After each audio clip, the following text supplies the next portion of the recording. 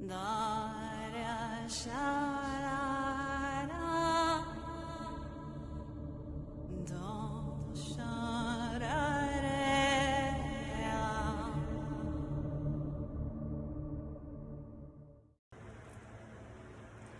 everybody, welcome to Tarot Study. If you're new to the channel, welcome to the channel. If you're back for another video, welcome back. I am so excited that you are here and we are going to be on this journey together. If you don't know, I was a teacher in a previous life, so this course is right up my alley and I am just so excited to be doing it. It has been many years since I've taught, so this is like so exciting. Anyway, let me start by saying that this video is pre-recorded. All of the other lessons and, all of the other lessons will be live. The reason this lesson is not live is it was originally live and I had an issue with it. I had subscribed to the Witch's Root June box, and if anybody got it, you know that the theme was Psychic Insight. So the herb of the month was mugwort. And right before I came on to do the tarot study live, I threw some mugwort in with my sage and I lit it up, not realizing that the smoke might get me a little loopy. So I did the video, and when I watched it afterwards, I realized this isn't how I want people to see me, and this isn't how I wanted people who were looking for a tarot study course to view this course. So I decided to do I decided to do a pre-recording and re-upload. So if you have questions or comments, you can go ahead and add them below. I will come back, I will look at the video, I will answer your questions. Another thing you can do is you can join our Facebook group, which is linked below, and you can come in there and ask your questions. You can find me on Facebook through the group, and you can just ask me questions there, ask below, whatever. So that's the deal on that. Also, if you want to join the Facebook group, here's the cool thing. I will be adding throughout the course. Every week I'll be adding supplemental information in the Facebook group. So, for example, this week we're going to be doing the Fool card, or we did the Fool card. So for that, I added additional Fool cards from decks that I do not have. So I found some additional Fool card images and added them to the Facebook group. Also, so I'll do that every week with the cards that we discuss. Also, I have my notes typed up. I spend about 3 hours a week on notes for the lessons, and I write them up. So I will have the notes written up, and you can come in the group, join the group, and you can message me and let me know that you would like a copy of the notes. I will give them to you. Now, the thing with the notes is I am not going to just put them out there unless you ask me for them in the group. That's the catch. Because I feel like I'm working hard on putting this together for you, and I don't just want to throw that information out there for everybody to grab. So that's the deal. So, all right, and I'll probably say that in every video, so just bear with me in the beginning. So I am going to start by showing you guys the books that I use for some of my research. And those books are going to be in the description of every video for the series. And if I get a new book, like I have one coming, I was gifted another book. I don't know what it's going to be like, but I heard it's good. So if I start using that as research for the videos, I will add the book in the description.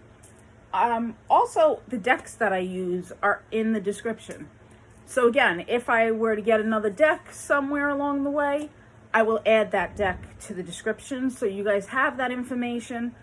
That will also be in the Facebook group, so you can find it there as well. So, let's get started. The first book that I love and recommend is the Everything Tarot book by Skye Alexander. Now, this book is like everything from relating the tarot cards to like interpreting the colors in the tarot cards, interpreting the symbolism of the tarot cards, to the astrological symbolism in the cards. Also has information on the court cards. I mean, it's got everything you could possibly want in it. So this is a great book, everything go-to book, like everything you could possibly want is in here. If you just want the basics, you know, like a little of everything, this is a wonderful book. The next book that I use quite frequently is by Liz Dean, and it's The Ultimate Guide to Tarot. And it's got a whole bunch of information. And these aren't the only resources that I use. This one is colored. It's really nice. It's full color. I'm going to stop a minute here because I forgot to say this in the beginning. I wanted to tell you a little bit about my tarot history. I started reading tarot when I was about 16, and I read it consistently until I was about 18 or 19. Then I stopped for a little bit and picked up oracle cards and consistently read oracle cards all the way through. Tarot cards, I've always had a deck, but I've been kind of sporadic in reading them because I did not relate to the deck I had. More on that later. But in the last 3 years or so, I've taken courses. I've been studying books. I've been online, you know, studying videos, taking courses, and practicing every day. So I've really been, my studying of the cards has been intensified a lot because I've been doing it every day for the last 3 years. Through teachers, through books, through videos. So I just wanted to say that. So these books are by no way just me reading the books, and that's where I'm getting the information from. So, okay. The next book is this is by Ethony Dawn, and it's Your Tarot Court. Okay? Your Tarot Court. It's everything you would want to know about the tarot, about the court cards. Now, if you know anything about tarot, the court cards are probably some of the trickiest cards you're going to study. When I took my classes, videos, read books, right? I still could not get the court cards. They were like very elusive to me until I got this book. Ethony breaks it down into relatable information. She relates it to people in your everyday life. She just makes it so easy to understand. So if you're having trouble with your court cards, I highly recommend this book. And the last book is, sorry, I just found something in the book and I don't know what it is. The last book is by Benebell, and this is a thick book. I don't think anybody could read it cover to cover. Nobody could really read it cover to cover. It's more of a reference book. It's Holistic Tarot, an integrative approach to using tarot for personal growth. Now, I use it as a reference. I primarily use the other books and other information, but if I want more information, I will use this as another reference book. Benebell is an excellent resource. If you want to Google her, find out more about her. She's amazing. So those are the books that I use. I also, Biddy Tarot, I forget her name, unfortunately, but I have a couple of her books. Like I have Everyday Tarot, and unfortunately it's in my shelf up there and I didn't pull it down. but that's one that I also use. And I use her website a lot. So it's Biddy Tarot, Biddy, if anyone wants to check it out. So those are primarily my, if you want to look some of those up. Now let's go to decks. The decks that I use and that I'll be using throughout the course to show you the cards, I'm going to show you the card that we work on every week. I'm going to show you, like, I'll show you the Rider-Waite. Like this week, we're going to do the Fool card. So the first one I show you will be the traditional Rider-Waite. And then I'm going to show you that card and several other decks. And we'll talk about the different decks and styles. So the first deck I have is the traditional Rider-Waite deck. Then I have, the A.E Waite holographic, which is a Rider-Waite. It's just got a holographic effect to it. Really pretty, especially in person. On the camera, it's kind of hard to see. But anyway, then I have the Tarot of Sexual Magic. And I will be doing a walkthrough of this one if anybody is interested. But this one is definitely not for small eyes. So if you have any small eyes around, you might not want... Today it's okay, there's nothing. But if you have any small eyes around, you might want to avert them when we get to that deck. Then I have, this is one of my favorite decks, the Cat Tarot. Totally cute, absolutely adorable, and good for a laugh. Okay. I have the Game of Thrones deck. Another great deck. And then my go-to deck that I use consistently on a daily basis is the Light Seers deck by Chris Ann. So those are the decks that we'll be using. No, I lied. I have to get another deck. Oops. Sorry about that.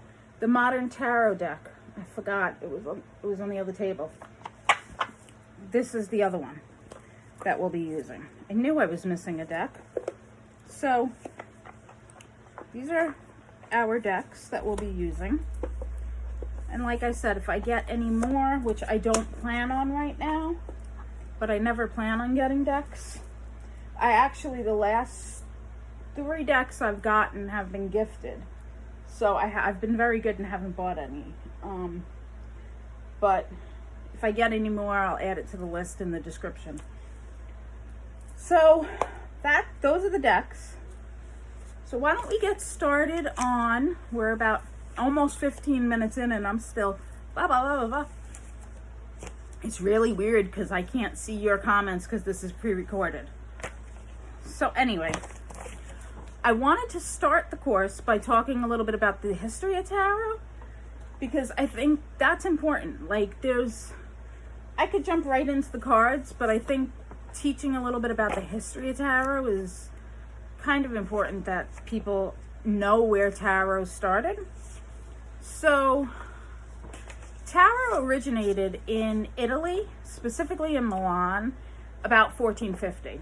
Now, there's some debate as to whether it originated in Italy or if the English traders brought it to Italy from Islamic societies when they came to Italy. Like you get what I'm saying. So there's some debate about it, but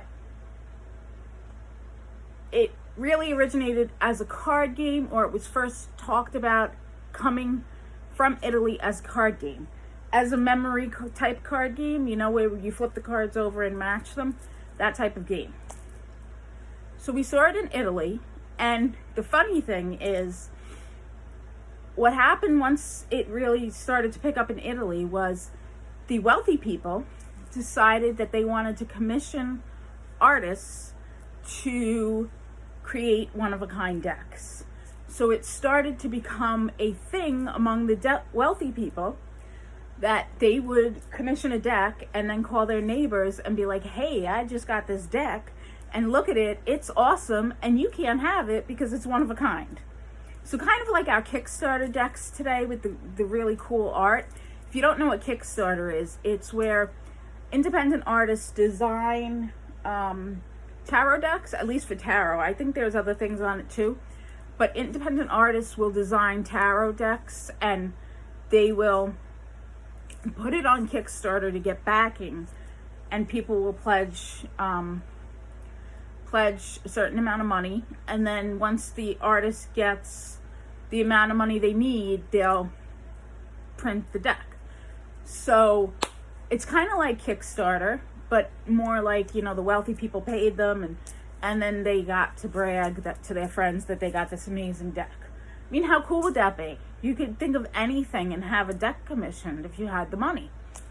So that it became this type of thing in Italy. Then it took off from Italy, it went over to Europe. It was a game over in Europe, people were commissioning artists, the same type of thing. Once it hit France, though, this is where we see it changing from a game to a divination tool.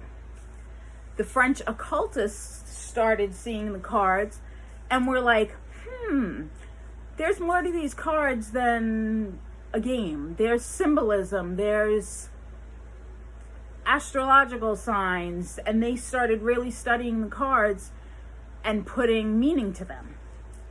So that's when it became a divination tool.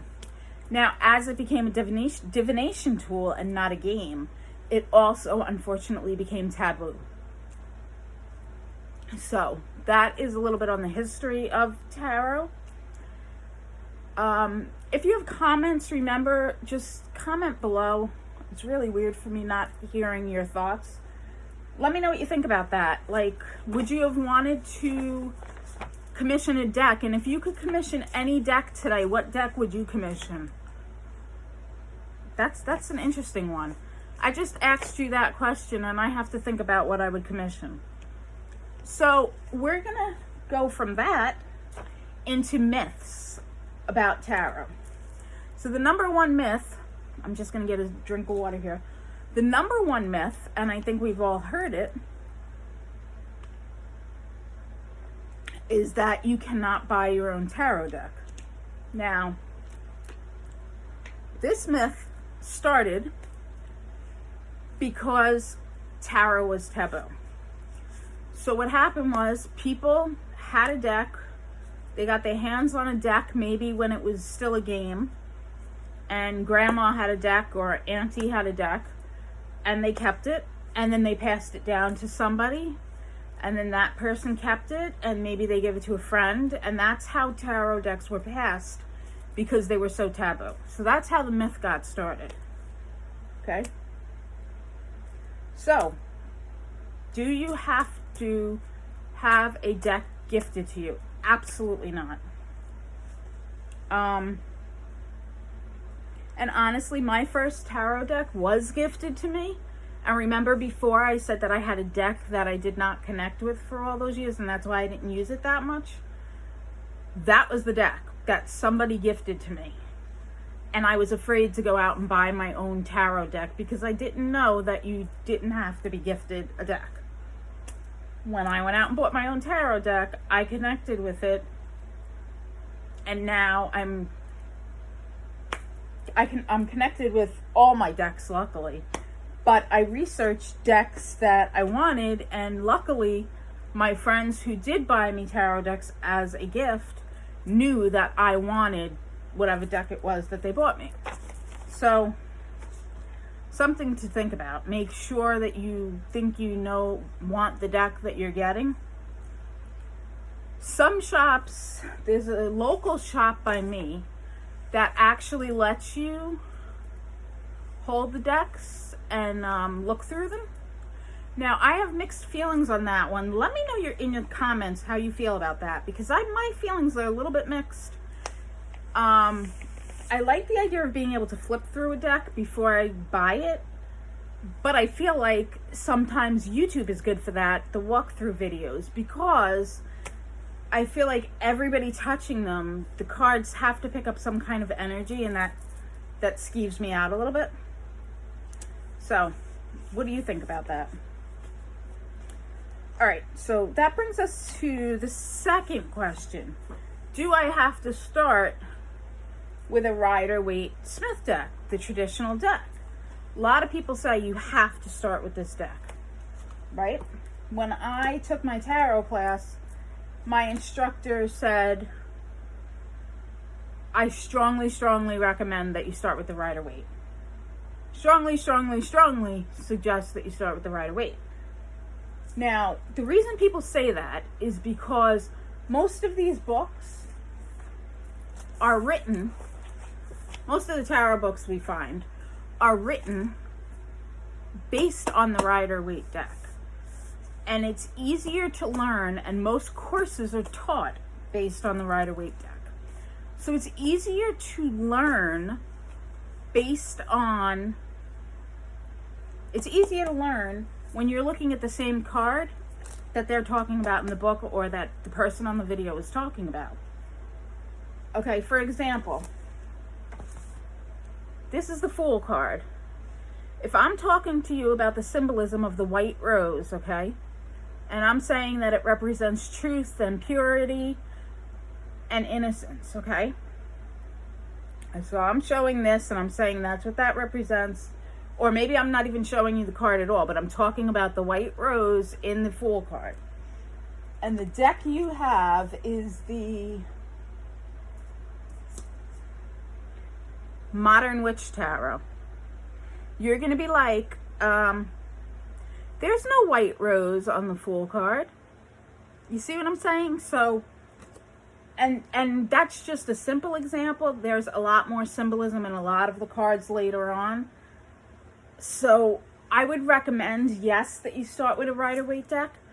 But if you're really not inclined to, then you don't have to. I mean, there's no rules. Do what feels comfortable to you.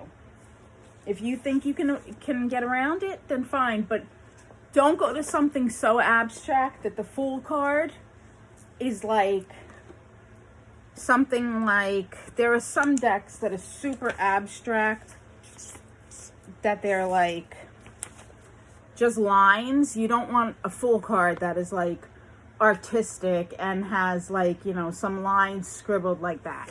You know what I'm saying? So just be aware of that when you're picking out your first deck. Yeah.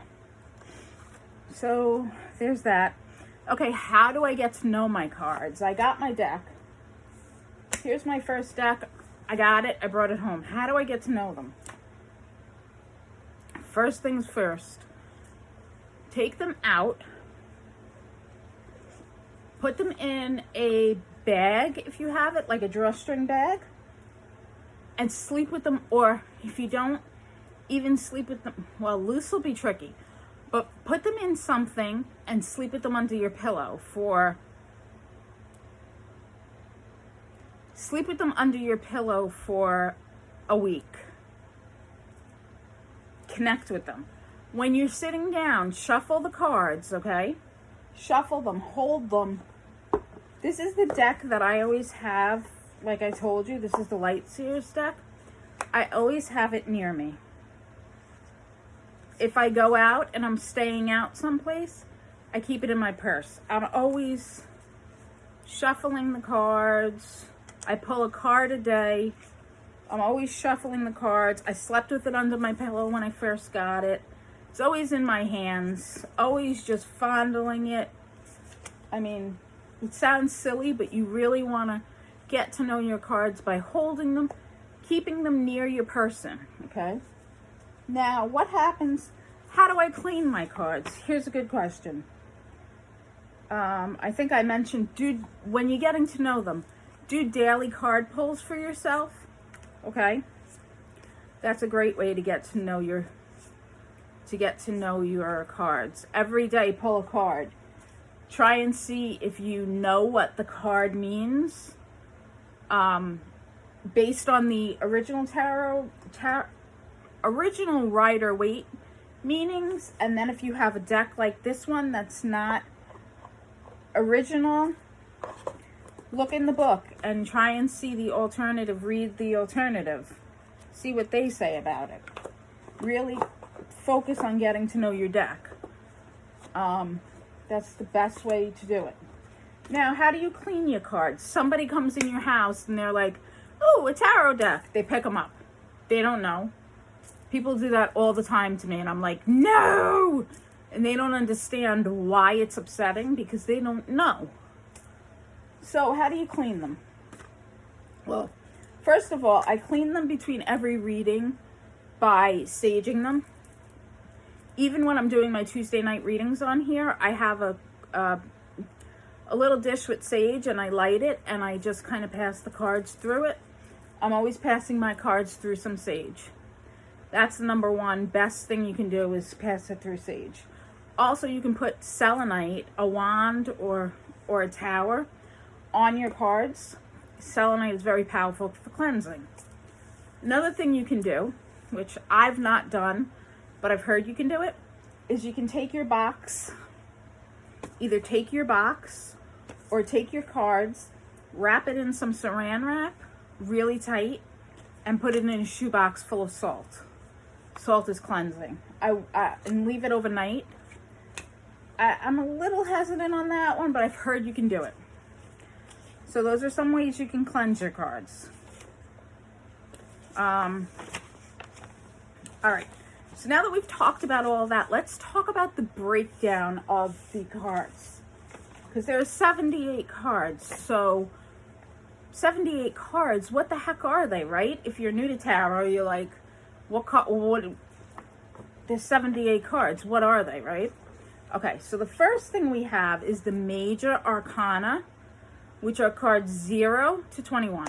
That's what we start with. And that's what we're going to start learning about tonight. We have 0 to 21. 0 card is the Fool. 21, the last card, is the World card. Now, these major arcana, think of it as the map of your life or your lifetimes. They are soul lessons. They are the lessons your soul needs to be able to move forward. So they're major lessons, okay? Think of it that way. Oftentimes they're referred to as trump cards. T-R-U-M-P, like the president, trump cards. Okay? Now, so those are 0 to 21. Then we have minor arcana cards. Those reveal the lessons that we need to learn on an everyday human level. So think of the minor arcana as the streets on a map, okay? If you're thinking of it in terms of a map. Now, these are the day-to-day obstacles we face. So these are emotional lessons, material, physical lessons, intellectual lessons. And these relate to the elements, okay? There are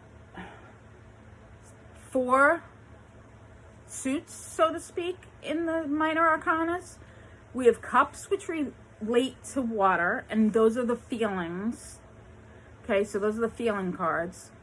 We have fire, which is wands, relates to fire, and those are the spiritual lessons that we need to learn. We have air cards, which are the sword cards. Those relate to intellectual lessons we need to learn. And then there's the pentacle cards, which relate, pentacles or coins, that's the earth element, and those relate to material or financial issues. So I'm just briefly mentioning this. We will go much more in depth in this as we go along, but I just wanted to give you an outline.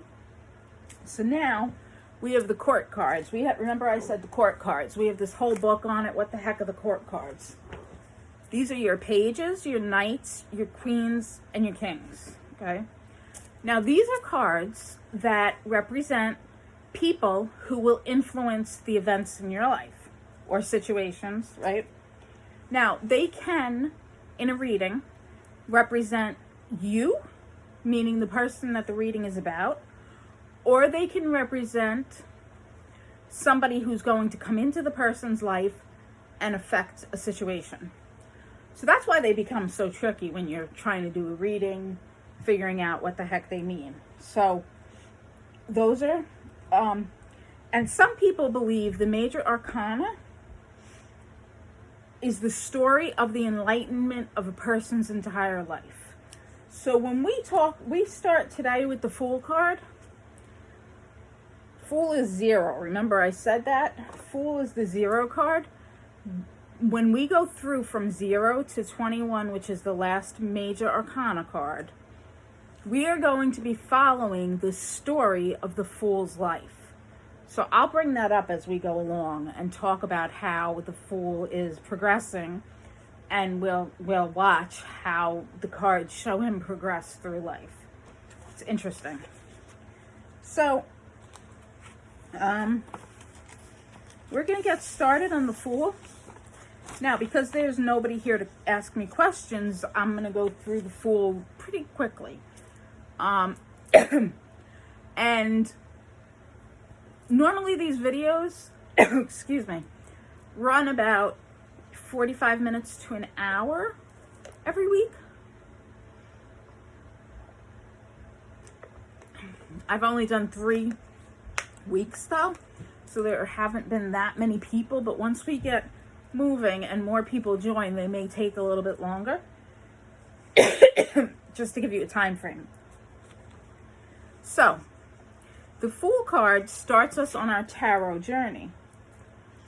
He is a card that represents new beginnings. He represents innocence. Remember, the white rose was, I think I mentioned, purity, innocence, truth. Okay? He is new beginnings. He's starting on a new journey. He is blissfully ignorant. He is full of adventure. He's got his pack. He's ready to go on this adventure. He is gleefully happy. He has a head full of hope, and he is optimistic. The yellow background shows that optimism and positivity. Okay? So keep that in mind as we go through cards. Yellow background means positivity and optimism. Okay? At this stage in his journey, he is blissfully ignorant. He has his head in the clouds. Practical matters do not matter to this man or woman, right? The Fool represents new beginnings, risk, innocence, and adventure. Okay? Oops, sorry, my cat was just clawing something and I was like, what the heck is going on? I think it's his dinner time. Oh, it's past his dinner time. That's what's going on. I'm a bad cat mommy today. So this is the Fool card, right? He's about to walk off a cliff. His little dog is trying to tell him, hey, wait a minute. Look, he's trying to grab him. Hey, wait a minute. You're not thinking about the risks. You're about to go off that cliff, dude. I'm trying to save you by saying, hey, your head's in the clouds. You need to think a little bit, right? So new adventures there's always a certain amount of risk, but without going on a new adventure, we never get anywhere in life, right? So that's kind of what the Fool card is about, is taking this new adventure, and even though there's risks and might be danger, we don't know what that danger is, and we don't know if it's actually there. So that's what the Fool card is about. So that was from the Rider-Waite deck. Traditional. Now, this is the A.E Waite holographic. It's the same image. It's just the holographic. Okay? That's this deck. Now I'm going to show you the cat deck, the cat tarot, which is this deck. Cat tarot. This is the cutest Fool card. Now, I want you to look in the bottom corner. The white rose is there. Keep that in mind, because you will see in alternative decks that some of the images do transfer to some decks. So we see the white rose, the purity, the innocence. But this cat is blissfully happy with his Santa hat on, but he's in the summer heat, and there's a certain risk to that, you know, sunstroke, you know, dehydration. So this Fool card cracks me up though. Okay, that's the Cat Tarot. Now we're going to go to the Light Seers, which is this one, this deck. And that's this one. Now you see she's going off the edge, or she's leaning over the edge, taking a little bit of a risk, but she's still holding on. So she hasn't given herself completely over to the new adventure. But you can see that there is certain danger, you know. She's still got that innocence about her, but she knows there's certain danger on this adventure, but we never evolve without risk and new adventures. So the next one is the Tarot of Sexual Magic. And like I said, this card this week is not, it's PG. Okay, so this is, well, PG for the most part. He's fully clothed, so I'm just going to put my finger there. He's taking a walk. Just put my fingers like that. He's taking a walk, and you can see the snake. He's got his pack like the original card does, but this snake is by his foot. So in this card, the snake is representing the risk. So it's kind of similar. They take it, they expand on it a little bit, which I like. The next card is the Modern Witch deck. Oops. This deck, if anybody gets it, the cards come out the bottom, so you have to be careful to hold it, and I haven't figured that out yet. So I will drop it. Trust me, at one point I'll drop it on camera. So this is the Modern Witch deck, and this is the Fool. I love this card because she's in her little dress there. She doesn't have the backpack, but she's got her purse. She's got her hoop earrings on. She does not have the rose. That's different. The dog is there. The dog is trying to stop her from walking off the cliff. The background is that yellow optimistic positivity. So that's similar, right? I really like that. That's a beautiful card. That's the fun of the Modern Tarot deck. And if you're interested in seeing the Modern Tarot deck, I did do a walkthrough on my channel. So if you go look in my videos, I have a playlist that has walkthroughs on it, and it's there if you're interested. And then we have one last one. We have the Game of Thrones deck. And I think this is Tyrion Lannister, if I remember correctly. And this is an example of a deck that takes you completely out of the traditional.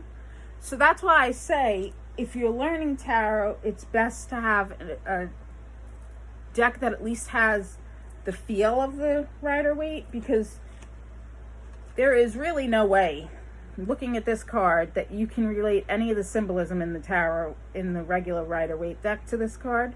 It would be very difficult. So this takes, you can see the risk, right? You can see the risk. You can see the adventure. I mean, I don't know if you can see it on camera that well, but there's a dragon behind him, right? So that's the risk. But it's a really cool deck. So that's the Game of Thrones deck.